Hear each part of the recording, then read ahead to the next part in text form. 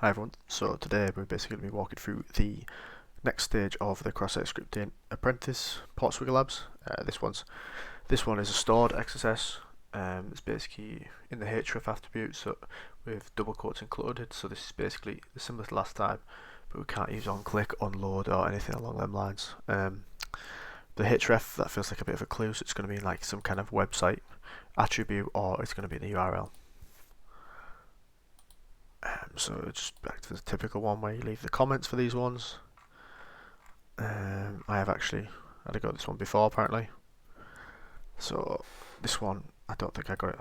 I was messing about with it before just to see if it works. Yeah, it all works.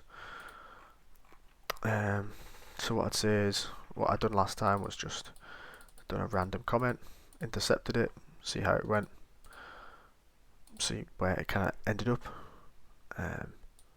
So it's posting it to the comments part, the post ID, which is obviously which post you're on, the comment is, and all your stuff. Email. I feel like the website, the link might be quite important because if it's providing a href attribute, which is what it talked about previously, I feel like we should forward that on and see if we can mess around with it.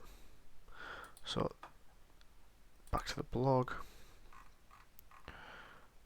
So yeah, this is just a Google link. So it should be able to call the script from there, which is good. So if there's a link there, if we intercept it and completely change what we're going to put in there, I think this could be the part where it actually works. So emails, if we add a script into here, the typical call a script, it did say double quotes are encoded, so that's obviously what we're doing here. So if I send this and see if this actually calls a function, follow redirection, alert. Nope, it's completely cancelled out the alert. It's pushed it through, but I'm assuming it might be looking for things like scripts. So if we go back to the repeater, back to where we were basically, I believe if I go forward, since there's no alert,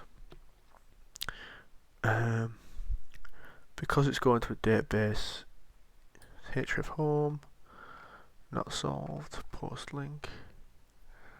Right, okay. So if I forward that, we will see how that plays out. I'll turn accept off.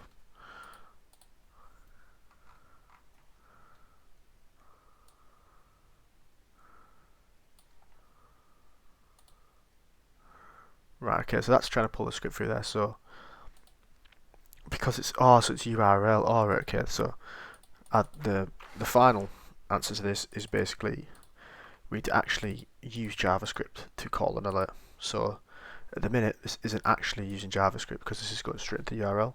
So you have to call on the JavaScript to basically be able to call for the alert. So it should be JavaScript alert. So now you can see we're actually using JavaScript to pull for this function through. So this should go through to here and let this work. There, lab complete. So I'm assuming when I go back, I didn't call it, but yeah, that's that lab complete.